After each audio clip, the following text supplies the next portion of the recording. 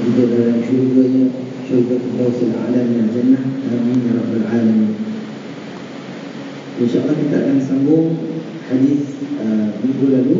Jadi kita masih lagi dalam hadis yang panjang, yang di mana seorang sahabat Nabi SAW bertanya kepada baginda SAW tentang bagaimana hendak menunaikan solat, bilakah masuknya waktu solat dan bilanya berakhirnya waktu solat.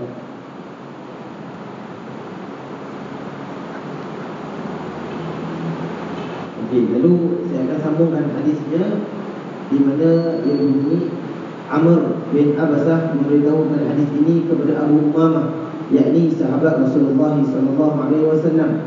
Lalu Abu Umamah berkata kepadanya, "Hai Amr, lihatlah apa yang engkau katakan itu. Seseorang dapat diberi pahala sebanyak itu hanya dalam satu tempat sahaja. Patutkah sedemikian itu?" Abu Umamah bertanya demikian kerana agaknya masih sangsi akan kebenaran hadis yang dibawa oleh Amr tadi. Amr lalu menjawab, "Hai Abu Umamah, usiaku ini sudah tua, tulang-tulangku pun sudah lemah, bahkan ajalku juga sudah hampir sampai.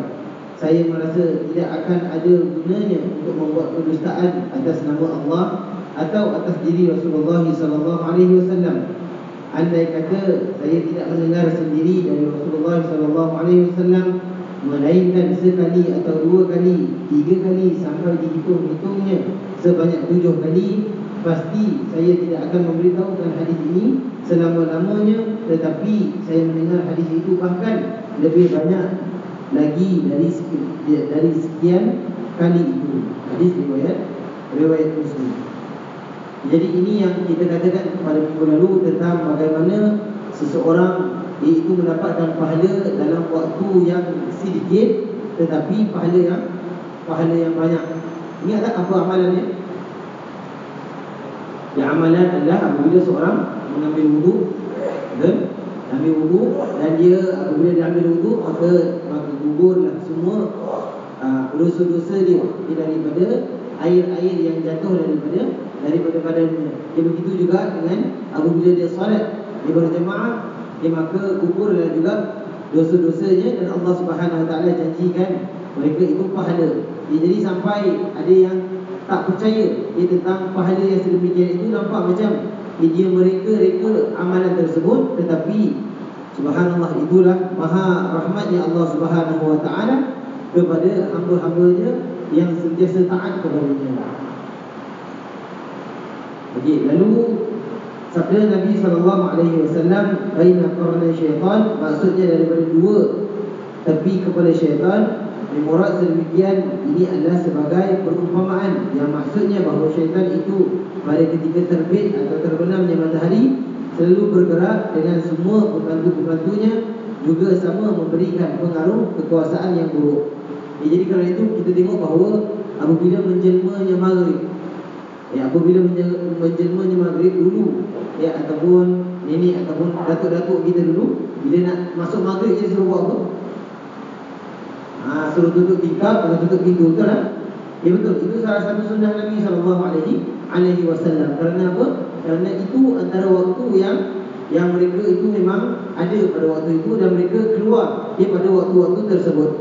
Kerana itu adanya syariat apabila datangnya waktu maghrib, kita solat maghrib. Kerana apabila mereka keluar dan mereka merayau-rayau, maka kita pun keluar untuk solat. Kita melawan mereka, bukan kita ikut cakap mereka, iaitu syaitan-syaitan yang selalunya dilaknati Allah Subhanahu Wa Taala.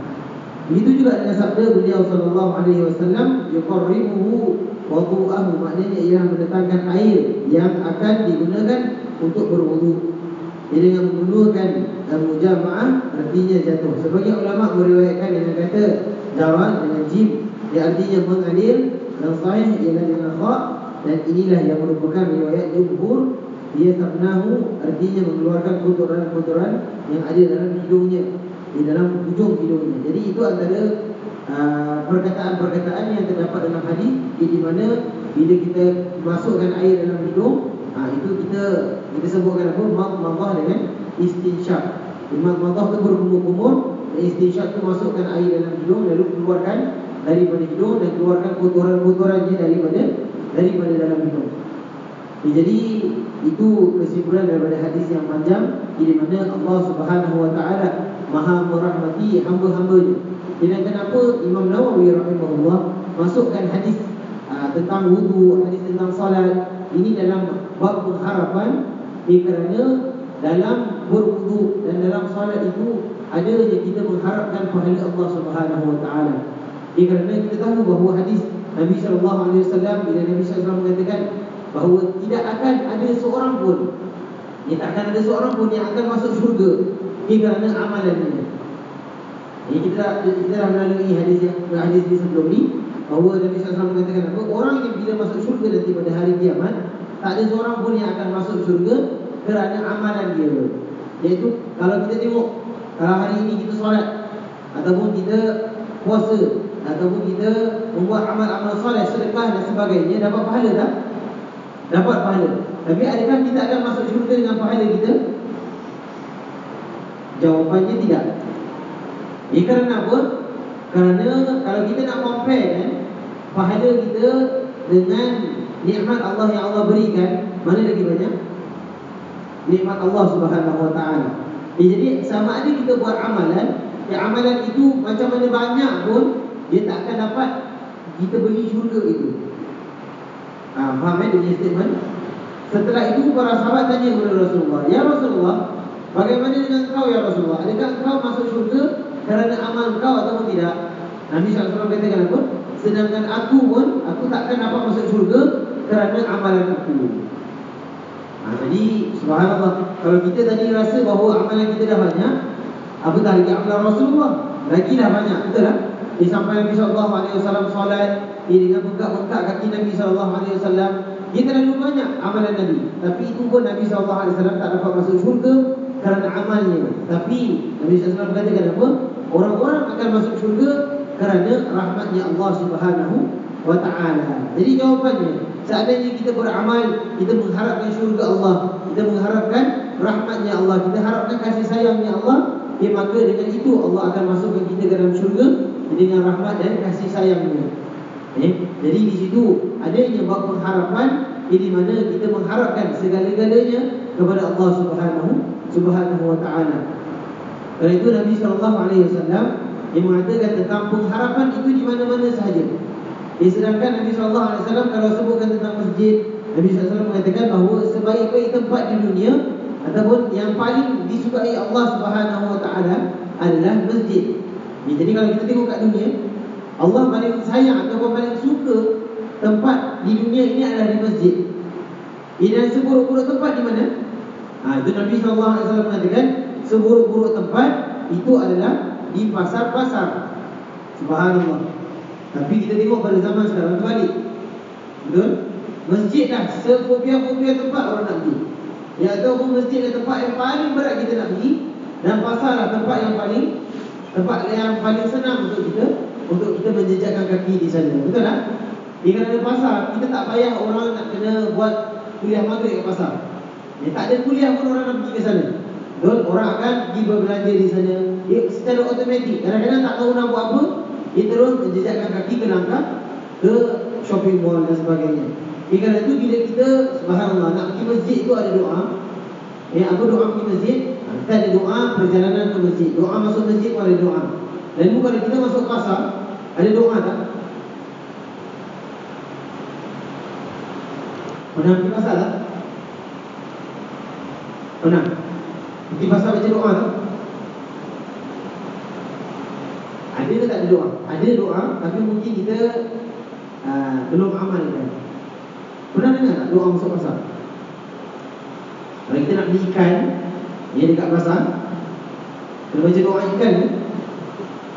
Dia tak ada doa ikan, tapi dia ada doa umum yang Nabi SAW suruh kita baca untuk kita pergi ke pasar. Di pasar tu bukannya pasar ikan, pasar sayur je. Pasar tu ada tempat membeli belah. Kerana apa? Kerana beza. Tempat masjid ni kita bila masuk, kita akan dapat ketenangan. Tapi kalau di pasar, kita tak tentu lagi kita dapat ketenangan, malah fitnah banyak di sana. Jadi lalu apa doa Nabi SAW yang diajarkan kita apabila kita nak pergi pasar? Siapa pernah baca? Dia tak pernah jumpa, tak pernah dengar doa pergi pasar ni. Tak pernah dengar. Dia doa ni kita dah hafal, cuma mungkin kita belum pernah apply benda ni. Di antaranya Nabi SAW ajarkan kita doa la ilaha illallah wahdahu la syarikalah lahul mulku wa lahul hamdu yuhyi wa yumiit wa huwa hayyun la yamut biyadihil khair wa huwa ala kulli syai'in qadir. Tahu kan doa ni? Ya, ataupun kita kalau tak hafal yang mungkin bawah dia tu ada sedikit perbezaan, tapi mungkin yang atas dia tu kita dah hafal. Iaitu la ilaha illallah wahdahu la syarikalah lahul mulku wa lahul hamdu yuhyi wa yumiit. Itu hafal kan? Saya rasa itu banyak dalam zikir-zikir kita. Jadi seandainya lepas ni kalau kita nak pergi pasar, itu kita minta perlindungan daripada Allah Subhanahu wa taala. Kerana takut-takut dia dengan pasarnya ataupun dengan adanya benda-benda yang akan bantu, dia akan menjatuhkan iman kita. Ataupun kadang-kadang kita pergi pasar, kita belanja, kita tak ingat Allah Subhanahu wa taala. Betul tak? Kita rasa kita yang punya duit. Kita nak beli apa, kita beli. Kerana apa? Kerana aku yang kerja, aku yang punya duit. Yang orang lain tak punya duit, dia sepati dia. Kadang-kadang kita terlupa bahawa Allah yang memberikan kita rezeki. Jadi kat situ dan begitu juga kat pasar ni banyak juga orang yang menipu. Betul? Dia orang jual beli, ada yang menipu, ada yang dia membatalkan perjanjiannya dan sebagainya, dan adanya maksiat-maksiat yang ada di pasar.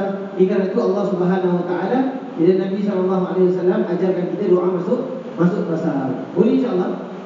Jadi lepas ni kalau kita nak pergi ke mana-mana, shopping mall ataupun nak pergi pasar, beli sesuatu pun, kita baca doa ni, la ilaha illallah wahdahu la syarikalah lahul mulku wa lahul hamdu yuhyi wa yumiit wa huwa ala kulli syai'in qadir. Dan lagi-lagi ibu-ibu biasanya pergi pasar. Ibu-ibu kalau nak beli pasar, nak beli ikan, terlupa nak baca doa, depan apek tu baca juga. Kita apek, aku belum baca doa lagi, sabar. Baca dah la ilaha illallah wahdahu la syarikalah lahul mulku wa lahul hamdu yuhyi wa yumiit wa huwa ala kulli syai'in qadir. Kerana apa? Kerana kadang-kadang kita ni rasakan kita ni cinta kepada Nabi SAW, tapi banyak sebenarnya sunnah-sunnah Nabi yang kita tak tekankan. Banyak sebenarnya ajaran-ajaran Nabi SAW yang kita tinggalkan. Lalu inilah buktinya kita mencintai Rasulullah SAW dengan membaca doa-doa yang telah diajarkan oleh Nabi kita SAW. Jadi di situ adanya pengharapan kepada Allah. Kerana apa? Kerana iman kita ni turun dan naik. Jadi kita nak iman kita stable dan iman kita terus naik mengingati Allah Subhanahu wa taala, maka kita hendaklah banyak-banyak meminta doa kepada Allah Subhanahu wa taala agar Allah Subhanahu wa taala jaga diri kita. Seterusnya hadis ke-28, dan hadis ini akan menutupi bab pengharapan. Dan seterus ini kita ada bab keutamaan mengharap. Tadi sebelum ni bab yang panjang ni kita dah rasanya dah 6 bulan masuk bab pengharapan. 6 bulan masuk bab pengharapan. Lepas ni ada keutamaan pengharapan. Jadi ada tak beza dia? Harap dengan keutamaan mengharapkan. Dia ada. Dan ada orang yang tahu mana nak harap, tapi dia tak tahu apakah fadilat dia. Contohnya, kita tahu kewajipan kita solat, betul tak? Tapi kita tak tahu apakah keutamaan solat. Jadi kat situ adanya orang yang tahu kena solat tapi tak nak solat, ataupun tahu dia nak kena sedekah tapi tak nak sedekah. Kerana dia tak tahu ataupun dia tak ingat bahawa adanya keutamaan bersedekah ataupun keutamaan solat. Tapi hadis yang dalam keutamaan mengharapkan ini tak banyak, mungkin hanya dalam 3 hadis. Setelah itu baru kita akan masuk ke dalam bab mengumpulkan antara takut dan pengharapan. Bab iaitu mengumpulkan. Jadi kita dah baca dulu tentang takut. Kita sebelum harap kita takut, lepas takut kita mengharap. Lalu kita gabungkan antara takut dan harap. Kerana apa? Kerana kita di ibadah tak boleh takut je. Tak boleh takut je. Kerana apa? Kalau kita takut je, itu maksudnya kita buat itu kerana kita takut. Tapi kita tak kita tak ikhlas kepada Allah Subhanahu Wa Taala. Macam bapa kalau suruh anak dia solat tak? Solat. Pasal apa dia solat? Pasal dia takut bapa rotan. Betul? Jadilah waktu kita kecil-kecil dulu, kita solat khusyuk tak? Tak. Kalau kita solat tu, bapa kita kat belakang, mata kita ada je kat belakang tu. Dia nak tengok bapa kita dah pergi belum, kacau betul. Kerana apa? Kerana kita takutkan bapa. Jadi kita dalam ibadah, kita takutkan api neraka Allah Subhanahu Wa Taala, azab Allah Subhanahu Wa Taala. Itu kena. Dalam masa yang sama, kita kena mengharapkan syurga Allah Subhanahu Wa Taala.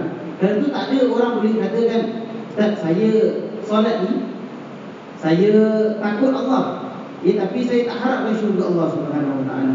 Maksudnya apa? Aku tak nak masuk neraka pun dah cukup.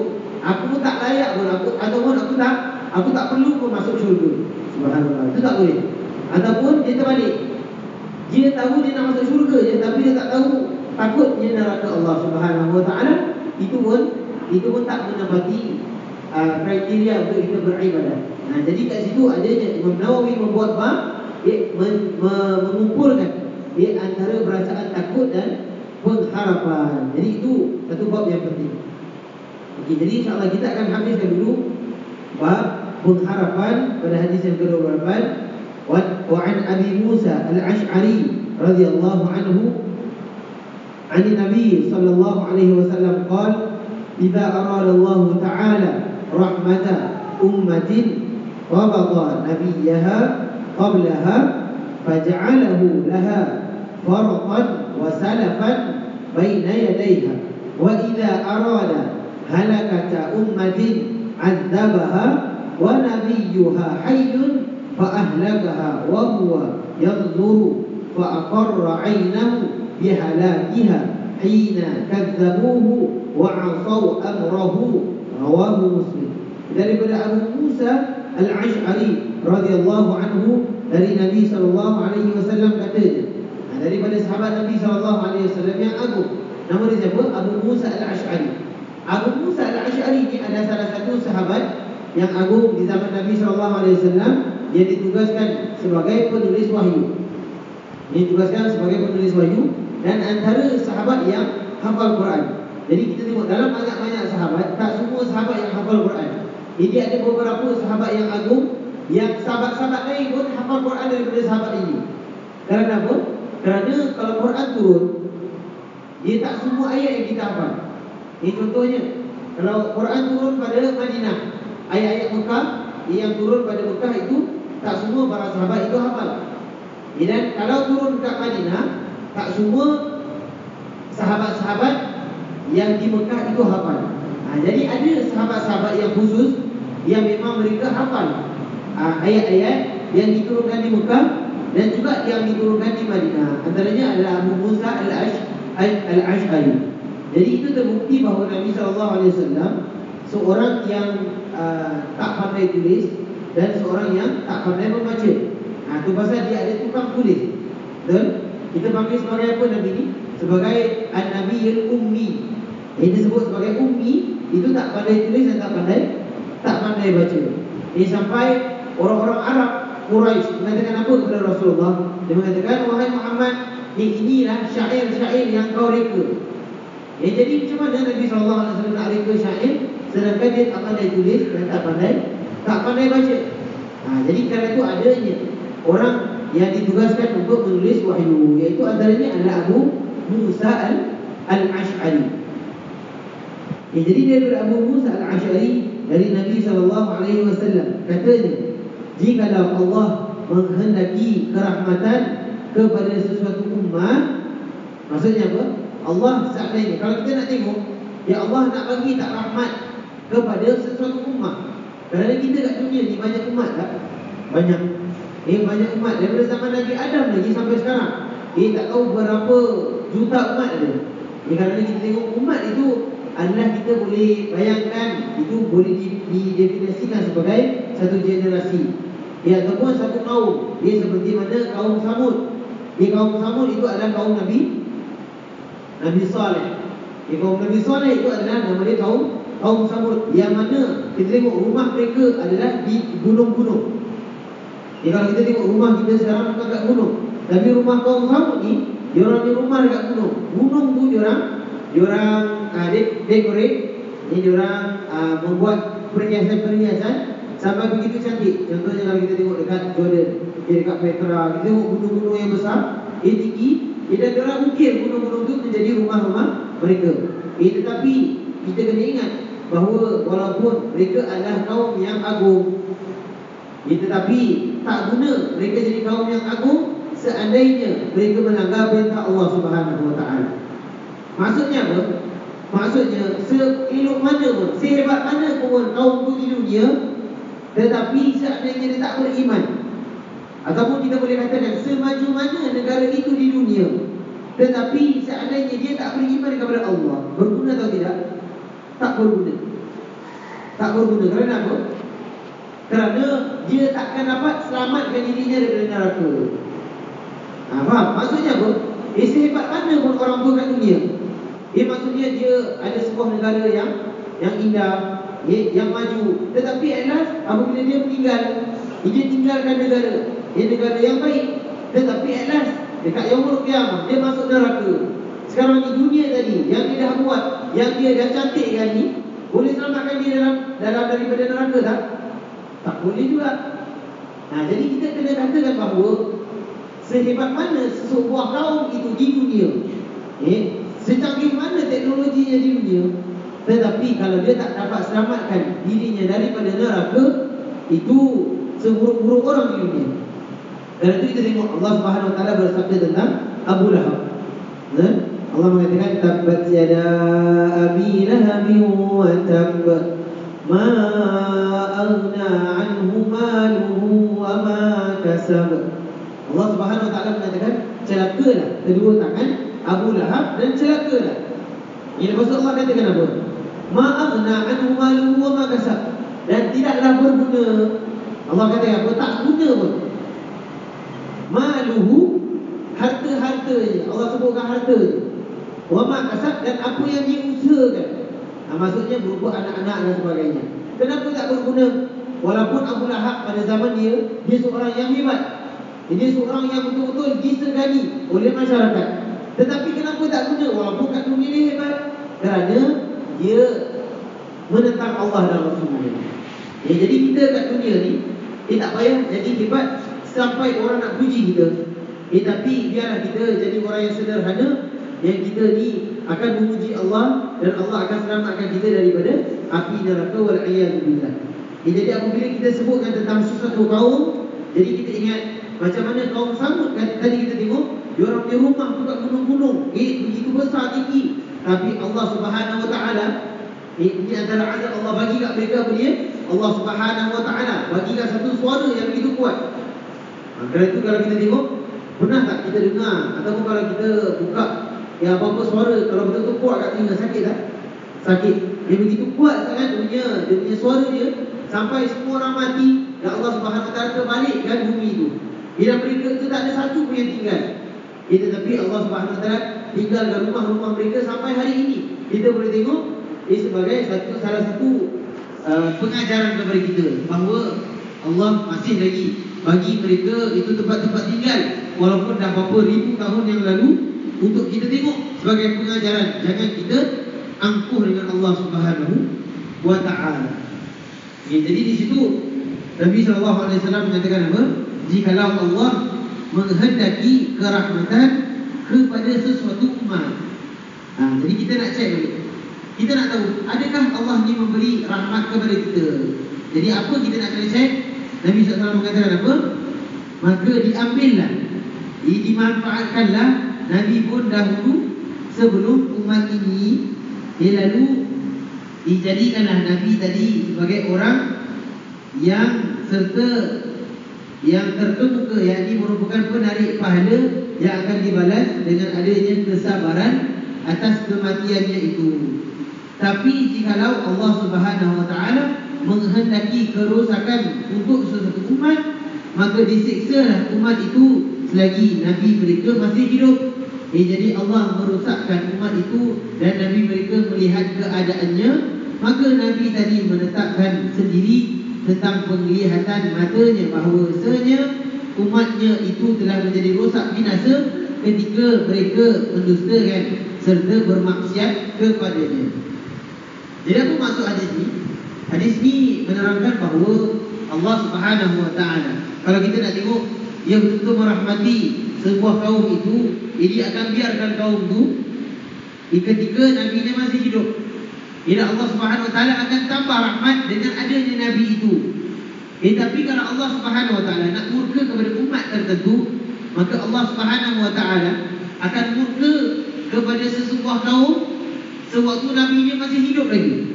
Tapi Allah dah turunkan azab semua pada zaman itu. Terbuktinya pada zaman bila? Pada zaman banyaknya zaman para anbiya. Banyaknya zaman para anbiya, di mana mereka itu diazab sewaktu Nabi mereka masih hidup. Antaranya apa? Antaranya kalau kita boleh ingat kisah kaum Nabi Nuh. Betul? Kaum Nabi Nuh kisahnya bagaimana? Mereka ini adalah orang-orang yang mendustakan Allah Subhanahu Wa Taala. Dia mendustakan apa yang Nabi Nuh sampaikan. Lalu akhirnya Allah Subhanahu Wa Taala buat apa? Allah Subhanahu Wa Taala suruh Nabi Nuh buat bahtera. Ya Allah suruh Nabi Nuh buat bahtera, kapal yang begitu besar untuk apa? Untuk selamatkan diri dia dan orang-orang yang beriman. Tapi subhanallah, ajaib. Kalau kita sebut tentang kisah Nabi Nuh, Nabi Nuh ini hidup selama 950 tahun. Ya Allah, 950 tahun. Jadi kalau kita boleh hidup hari ini 90 tahun pun dah cukup bagus tak? Betul tak? Dah cukup bagus. Tapi Nabi Nuh hidup selama 950 tahun. Tapi bila dia berdakwah, hanya tak sampai 100 orang yang ikut dengan dia. Susah tak? Susah. Dia berdakwah pada zaman dahulu susah. Kerana apa? Kerana 900 tahun, bukan dia 90 tahun, ataupun bukan 9 bulan, ataupun bukan 9 tahun, tapi 900 tahun. Dia nak dekat 1000 tahun. Dia nak dekat 10 abad. Tapi hanya tak sampai 100 orang yang beriman. Subhanallah. Kerana itu kita kalau nak tengok Allah Subhanahu Wa Taala nak beri rahmat ataupun Allah nak murka kepada kaum itu, kita tengok. Jadi waktu itu Nabi Nuh masih hidup, bila kapal dia dah siap, jadi apa yang berlaku? Mereka pun naik kapal dengan Nabi Nuh, dan kat situ ada, dikatakan dalam riwayat mengatakan ada 2 ataupun 3 tingkat dalam kapal itu. Ini maksudnya apa? Maksudnya itu adanya binatang-binatang yang ada masuk ke dalam itu. Kerana apa? Kerana Allah bila turunkan azab, semua kena, tak ada yang terkecuali. Itu pasal adanya binatang.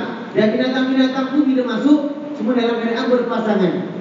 Ini berpasangan. Maksudnya, kalau contohnya singa jantan dengan singa betina. Ular pun begitu. Dan semua binatang-binatang tu berpasangan. Dan termasuklah orang-orang yang beriman.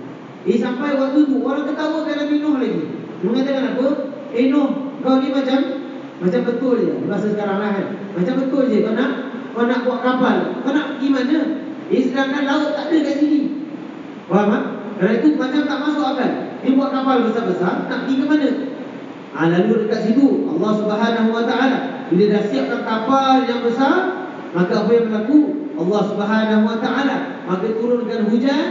Bukan hanya hujan daripada langit, tapi air daripada bumi. Nampak kan? Air daripada bumi keluar. Dia keluar, dan dia menjadi begitu tinggi dan menenggelamkan semua umat-umat Nabi Nuh. Jadi di situ kita dapat tahu bahawa Allah Subhanahu Wa Taala saat dia nak azab, dia akan azab orang-orang yang ada di sana bagi orang-orang yang tak beriman. Ini sampai Allah Subhanahu Wa Taala menegur Nabi Nuh. Allah tegur Nabi Nuh. Kenapa? Kerana Nabi Nuh sampai-sampai dia mengatakan bahawa dia nak isteri dia dan anak dia masuk ke dalam kapal. Ini kerana apa? Kerana itu antara keluarga dia, isteri dengan anak. Keluarga itu bukan keluarga. Tetapi ketika itu mereka belum beriman. Jadi Allah Subhanahu Wa Taala menegur Nabi Nuh alaihi salam kerana dia tak boleh nak menarik orang-orang yang tak beriman. Sedangkan bila dia cakap dengan anak dia, anak dia apa? Wahai anakku, naiklah ke atas kapal ini dan kau akan selamat. Anak dia cakap apa? Aku tak boleh naik. Aku nak selamatkan diri aku akan naik ke atas gunung yang begitu tinggi. Tapi bila dia dah sampai kat gunung, ya Allah Subhanahu Wa Taala pun tenggelamkan gunung tu. Bayangkan betapa tingginya air yang membanjiri tanah pada waktu itu. Pernah tak sekarang ni kalau banjir sampai ke tahap gunung? Tak pernah. Tak pernah lagi air naik sampai ke tahap gunung. Kalau kita tengok banjir yang baru-baru kat Kelantan kat mana, itu tak sampai lagi ke gunung. Itu baru berapa meter. Ataupun baru kita tengok sampai 2 tingkat, 3 tingkat dia tenggelam. Tapi Allah Subhanahu Wa Taala pada zaman Nabi Nuh, itu gunung itu tenggelam. Dan anak-anak dia pun tenggelam. Dan ini lagi satu bukti bahawa Islam itu dia tak pilih kulit. Iman itu tak pilih kulit. Maksud apa tak pilih kulit? Maksudnya kalau kita sang ayah ni kita beriman, ataupun sang ibu beriman, tak tentu lagi anak tu boleh jadi beriman seperti mana kita. Ataupun kita nak selamatkan diri kita daripada api neraka. Seandainya kita beriman, kita akan selamat. Seandainya orang lain tak beriman, dia akan dimasukkan ke api neraka. Begitu juga dengan hadis di mana Nabi SAW kematian pakciknya dan Abu Talib. Ketika itu pakciknya belum lagi mengucapkan kalimat syahadah. Lalu Nabi SAW mengatakan apa? Aku takkan putus asa untuk meminta ampun kepada pakcikku tadi sehinggalah Allah melarang aku untuk buat sedemikian. Maksudnya apa? Maksudnya selagi Allah tak larang aku untuk aku minta ampun untuk pakcik aku ni, selagi itu aku tak akan stop untuk minta ampun. Tapi at last Allah Subhanahu Wa Taala turunkan firman Allah Subhanahu Wa Taala. Allah mengatakan apa? Maka lin nabi ayastaghfiru lil musyrikina walau kanu uli qurba. Allah mengatakan tidak akan boleh seorang nabi, tidak orang-orang mukmin itu meminta ampun kepada orang-orang musyrikin, walaupun mereka adalah kaum kerabat kamu. Adalah itu kaum kerabat. Jadi kalau kita kalau kita mati dalam keadaan Islam, itu kita je yang mati dalam Islam. Orang lain tak boleh mati dalam keadaan Islam, dan mereka confirm masuk neraka. Tetapi kalau kita pula mati dalam keadaan kufur, kita takkan boleh masuk Islam kerana adanya orang Islam itu antara ahli keluarga kita. Jadi kat situ, begitu juga dengan Nabi Ibrahim alaihissalam. Nabi Ibrahim, bapa dia pun antara orang yang mensyirikkan Allah Subhanahu Wa Taala. Betul tak? Bapa dia adalah orang yang keras. Dia untuk menentang Nabi Ibrahim. Nabi Ibrahim pun nak minta doa kepada Allah untuk ampunkan bapa dia, tapi tak boleh. Kerana itu, apabila Allah nak bagi dia sesuatu ancaman kepada satu kaum, tak kira anak, tak kira bapa, tak kira mak. Kalau kafir, tetap kafir. Kafir tetap kafir. Begitu juga dalam hadis Nabi, dalam peperangan-peperangan Islam. Ada sahabat Nabi SAW yang berperang dan akhirnya dia bunuh bapa dia sendiri dalam peperangan. Jadi kat situ, kat dalam peperangan, adakah waktu kita nak jumpa bapa kita dalam keadaan Islam, bapa kita dalam keadaan kafir, adakah kita tengok bapa kita tak nak bunuh? Tak boleh. Kerana itu bapa itu waktu itu dia bukan bapa lagi dah. Kerana waktu itu dia nak menentang Allah. Jadi bapa dengan Allah siapa lagi tinggi? Allah Subhanahu Wa Taala. Jadi kat situ dia pun membunuh bapaknya, tapi dia tak menyesal. Kerana apa? Dia lebih cintakan Allah Subhanahu Wa Taala daripada kerabatnya. Tapi tak bermaksud kalau ada orang ataupun kaum kerabat kita yang masih kafir itu kita kena bunuh. Tidak.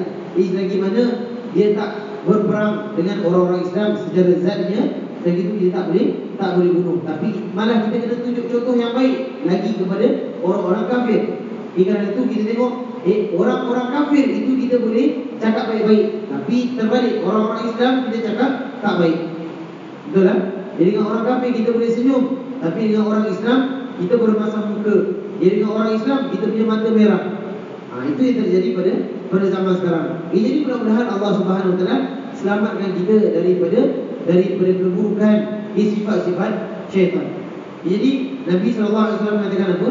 Seandainya Allah nakkan kepada satu umat itu kebaikan, maka Allah akan biarkan Nabi itu hidup, dan umat-umat dia semua akan beribadah kepada Allah. Buktinya adalah pada zaman Nabi SAW.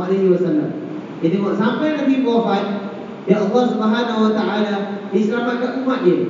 Dia tengok Allah Subhanahu Wa Taala selamatkan Madinah. Madinah hancur tak? Nabi wafat, Madinah hancur tak? Tak hancur.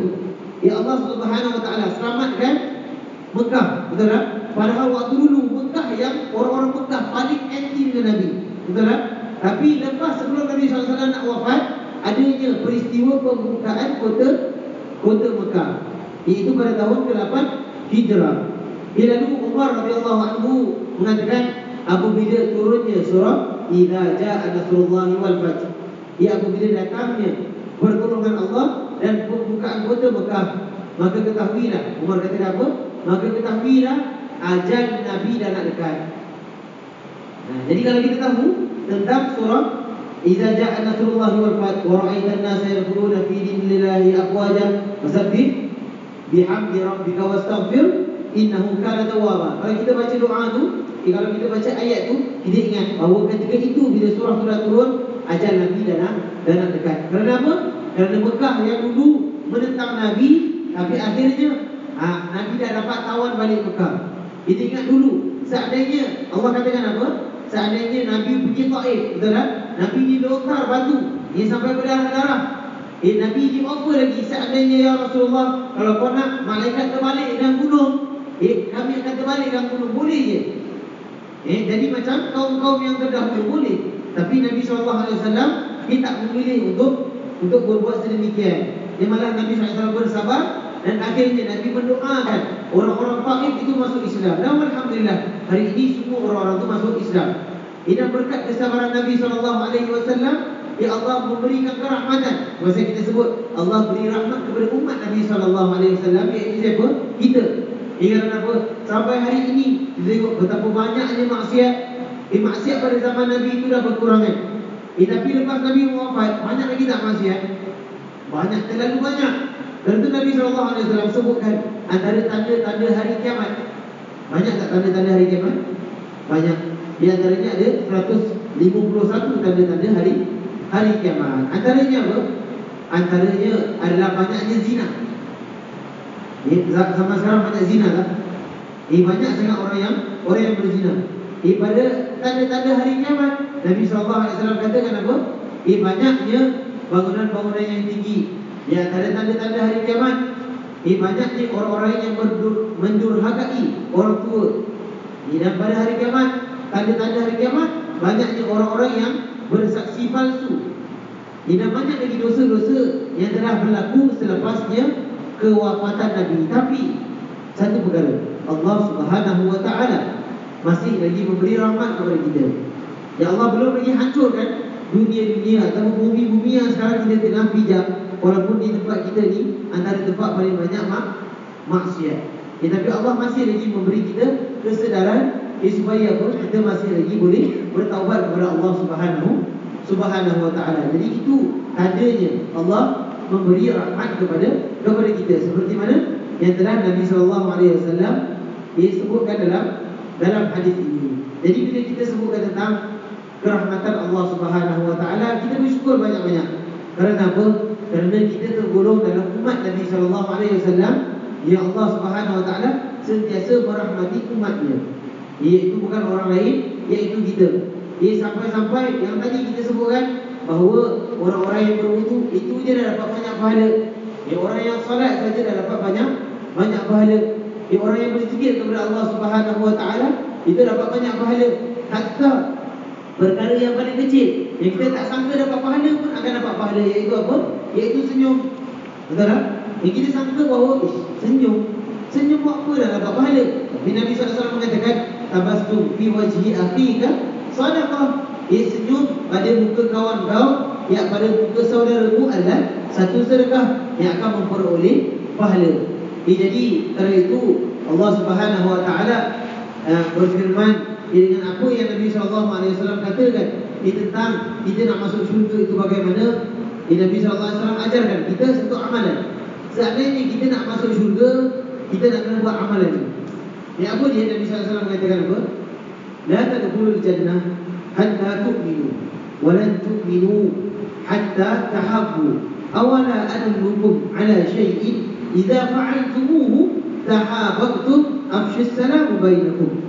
Nabi SAW berkata, takkan masuk syurga. Nabi sebutkan takkan. Maksud takkan tu apa?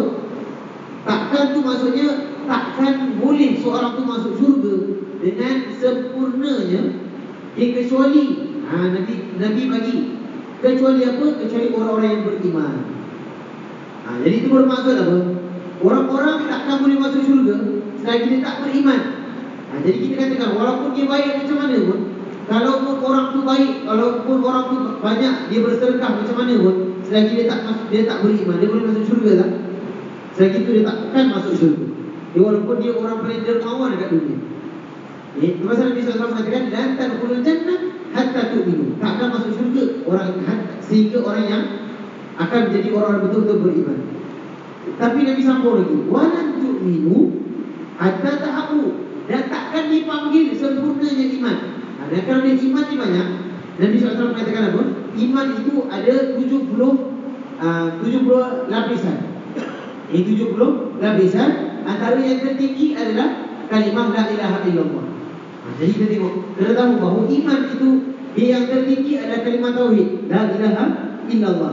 Dan Nabi katakan sekecil-kecil iman itu adalah apabila kita nampak kat jalan ada satu benda yang akan menyakitkan orang lain, kita ambil dan kita buang, itu adalah selemah-lemah iman. Nabi SAW mengatakan sedemikian. Jadi iman ini bertingkat-tingkat. Dan Nabi katakan apa? Takkan sempurna iman seseorang itu sehingga dia saling mencintai. So, cinta mencintai ini adalah sebahagian daripada iman.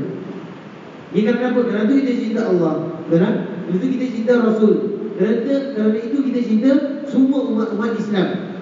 Umat Islam ini kita cintai. Kerana itu kita mengatakan, Allah mengatakan dalam Quran, innamal mu'minuna ikhwah. Sesungguhnya semua orang-orang mukmin itu bersaudara. Itu pasal bila sebutnya saudara, itu kita kena saling cinta mencintai kerana Allah. Jadi Nabi katakan apa? Takkan masuk syurga sehingga dia beriman, takkan beriman sehingga dia cinta mencintai. Lalu Nabi tanya, adakah kamu hendak aku tunjukkan kepada kamu satu perkara yang seandainya kamu lakukan, kamu akan saling cinta mencintai? Lalu Nabi SAW mengatakan, afsyus salam bainakum, sebarkanlah salam di antara kalian. Jadi itu je.